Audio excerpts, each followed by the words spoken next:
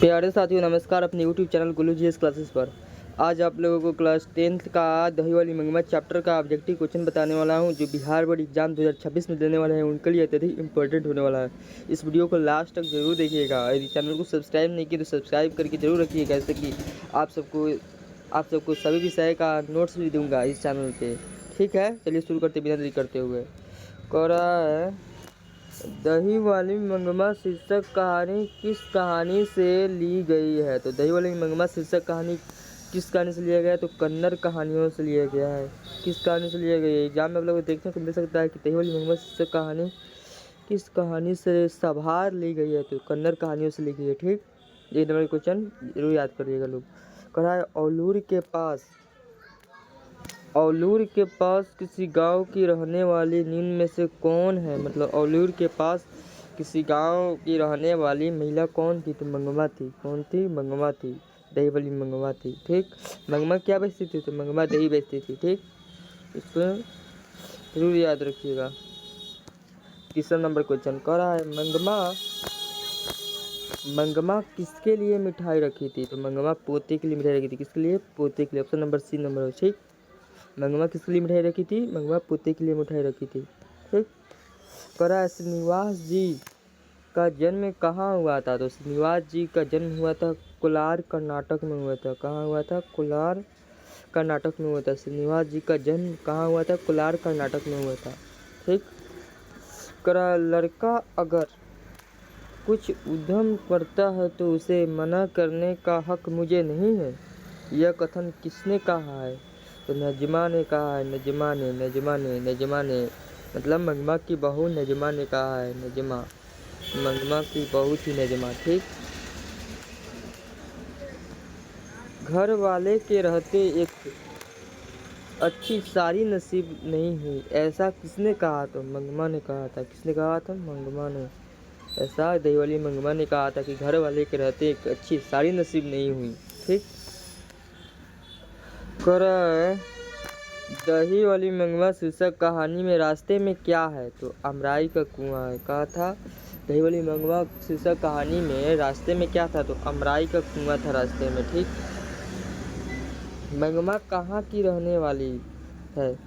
करा है मंगमा दही वाली मंगमा कहाँ की रहने वाली थी, तो औलूर के पास किसी गांव की रहने वाली थी। मंगमा कहाँ की रहने वाली है, तो औलूर के पास किसी गांव की। ठीक, करा है मंगमा किस भाषा की कहानी है, यानी दही वाली मंगमा किस भाषा की कहानी है, तो कन्नड़ भाषा की कहानी है। किस भाषा की कहानी है, तो ये पूछ सकता है बोर्ड एग्जाम में आप लोगों से कि मंगमा किस भाषा की कहानी है, तो क्या बताइएगा? कन्नड़ भाषा की कहानी है। ठीक, करा है मंगमा मिठाई किसके लिए ले जा रही थी, जो पता होगा कि मंगमा मिठाई अपने पोते के लिए ले जा रही थी। इसलिए पोते के लिए। Option number A number. ठीक, दही वाली मंगमा शीर्षक कहानी दही वाली मंगमा शीर्षक पाठ में बहू ने सास से समझौता क्यों कर लिया था, तो डर से किया था। अपने डर से किया था। दही वाली मंगमा शीर्षक कहानी में बहू ने सास से समझौता अपने डर से किया था। ठीक, और है कि दही वाली मंगमा कहानी का कहानीकार कौन है, तो श्रीनिवास जी है। ठीक, ढहते विश्वास के साथ कोरी होता है। ठीक, और माँ कहानी की ईश्वर पट लिखा है। ठीक, जो पता है दही वाली मंगमा शीर्षक कहानी की कहानीकार श्रीनिवास जी है। ठीक, इसका पूरा 30 को ऑब्जेक्टिव बताने वाला हूँ। करा दही वाली मंगमा कहानी का प्रमुख पात्र कौन है, तो दही वाली मंगमा कहानी का प्रमुख पात्र मंगमा है। कौन है?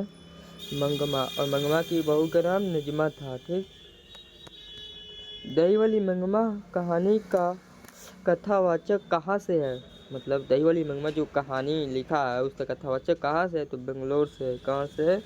बेंगलोर से है। दही वाली मंगमा कहानी का कथावाचक बेंगलोर से है। करा दही वाली मंगमा की कहानी किसे संदेश देती है, तो दही वाली मंगमा कहानी किसे देती है, तो बहुओं को संदेश देती है। ठीक, ऑप्शन नंबर सी नंबर। करा है मंगमा क्या बेचती थी, मंगमा क्या बेचती थी आप लोगों को पता होगा, तो मंगमा दूध दही बेचती थी। ठीक, मंगमा दही बेचती थी। क्या बेचती थी? मंगमा दही बेचती थी। यहाँ पे ऑप्शन नंबर हो जाएगा सी नंबर। और मंगमा क्या खाती थी? पान सुपारी खाती थी। पान और ये मंगमा क्या खाती थी? तो पान सुपारी। ठीक। मंगमा के गांव का नाम क्या था? वेंकटपुर। मंगमा के गांव का नाम क्या था? तो मंगमा के गांव का नाम वेंकटपुर था। किस मंगमा कहाँ की रहने वाली थी? तो औलूर के पास, और गांव का नाम था वेंकटपुर। ठीक। करा है मंगमा क्या खाती थी? यहाँ पे आ गया तो मंगमा क्या खाती थी बताया था। मंगमा पान सुपारी खाती थी। ठीक। पान सुपारी खाती थी। करा है मंगमा ने बेटे से अलग होने को कहा आज दोपहर से। मंगमा दही वाली मंगमा कहानी में बेटे से अलग होने को कहा। कब से अलग होने? दोपहर से अलग होने को कहा। ठीक।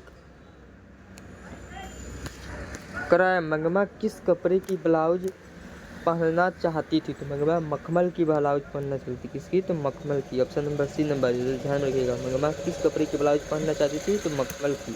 ठीक। करा रंगप्पा कहाँ का रहने वाला था? रंगप्पा कहाँ का रहने वाला था? मंगमा के गांव वेंकटपुर का रहने वाला था। ठीक। रंगप्पा वेंकटपुर का रहने वाला था। रंगप्पा क्या था? पूछा एग्जाम में रंगप्पा क्या था? रंगप्पा एक जुआरी था। क्या था? जुआरी। रंगप्पा जुआरी था। मंगमा से पैसे उधार लेना चाहता था। ठीक। कह रंगप्पा मंगमा से कहाँ मिलता था? तो रंगप्पा मंगमा से कुआं के पास मिलता था। कहाँ मिलता था? रंगप्पा मंगमा से कुआं के पास। ठीक। करा रंगप्पा था बताया था मैंने। रंगप्पा कौन था? तो जुआरी था। ठीक।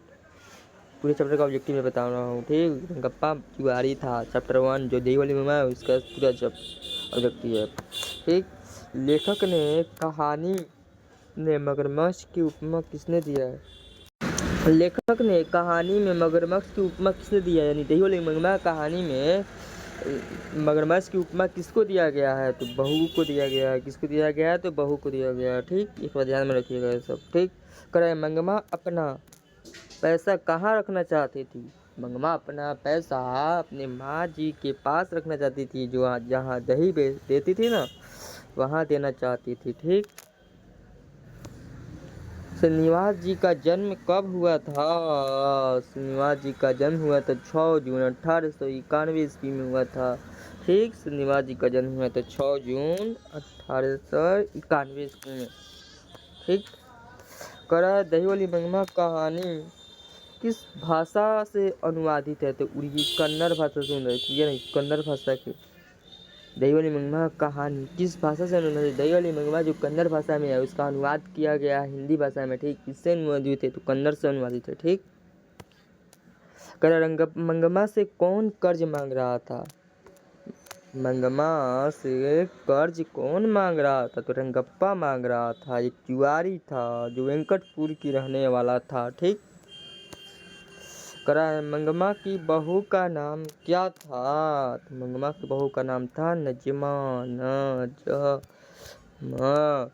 मंगमा की बहू का नाम नंजमा था। ठीक। सास बहू में झगड़ा क्यों हुआ था? सास बहू में झगड़ा क्यों हुआ था? बच्चे को पीटने के लिए झगड़ा हुआ था। ठीक। एक बार ध्यान रखिएगा, पूछ सकता है। इम्पोर्टेंट है, इम्पोर्टेंट। सास बहू में झगड़ा बच्चे को पीटने के लिए हुआ था। ठीक। बी आर नारायण किस कहानी का अनुवाद किया है? B R Narayan B R Narayan दही वाली मंगमा कहानी का अनुवाद किया गया है। ठीक। बी आर नारायण किस कहानी का अनुवाद किया है? दही वाली मंगमा कहानी का अनुवाद किया है। दही वाली मंगमा कहानी किस भाषा में लिखा गया है? तो कन्नड़ भाषा में लिखा गया है। ठीक। अमराई का कुआं कहाँ है? मतलब अमराई का कुआं कहाँ है? तो रास्ते में। कहाँ है अमराई का कुआं? रास्ते में है। ठीक। मंगमा को किससे विवाद था? तो मंगमा से बहुत से विवाद था। यहाँ पे दे सकता है नजमा, यहाँ पे नजमा दे सकता है। एक बार ध्यान रखिएगा। ठीक। बहू कौन थी? मंगमा की नजमा, ये याद रखिएगा। मंगमा को किससे विवाद था? तो ऑप्शन में नजमा दे देगा। ठीक। नजमा मंगमा की कौन थी? दिया है तो बहू थी। ठीक। बहू थी। ऑप्शन नंबर सी हो जाएगा। क्यों रे राक्षसी इस छोटे से बच्चे को क्यों पीट रही है? ये किस्सा किसने कहा था? मंगमा ने कहा था, तो इसलिए तो विवाद हुआ था। ठीक। मंगमा ने कहा था, क्यों रे राक्षसी, बहू से छोटे से बच्चे को क्यों पीट रही है, ऐसा मंगमा ने कहा था, नजमा से कहा था। ठीक। श्रीनिवास जी का पूरा नाम क्या है, मास्ती वेंकटेश अध्यंगार, ये नंबर सही है। ठीक। कराए मंगमा कहाँ की रहने वाली थी, मंगमा वेंकटपुर बेंगलोर की रहने वाली थी। ठीक। औलूर के किसी गांव की, वेंकटपुर बेंगलोर। ठीक। कराए मंगमा को किससे विवाद था, तो मंगमा को नजमा से विवाद था। धन्यवाद दोस्तों, खत्म हो गया ऑब्जेक्टिव क्वेश्चन। फिर मिलते हैं कैसे ही वीडियो में जिसमें और ऑब्जेक्टिव क्वेश्चन बताऊंगा। ठीक। तब तक के लिए धन्यवाद।